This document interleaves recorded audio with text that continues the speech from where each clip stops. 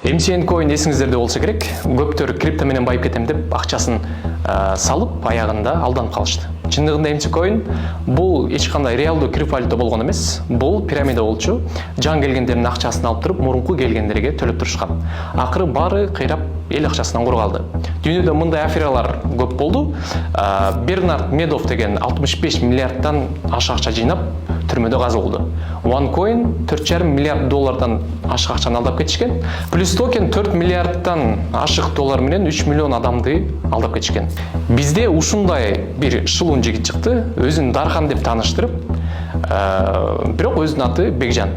Ал динди жабынып, таксылар менен аралашып, аялы орус болгон, бирок аны оронтуп, ошону менен мындайча айтканда ишенимге кирген. Крипто менен акчаңарды көбөйтүп берем, баары жакшы болот деп болжол менен 5 миллион долларга жакын чукул акча берилди деп жабырлануучулар айтып берди.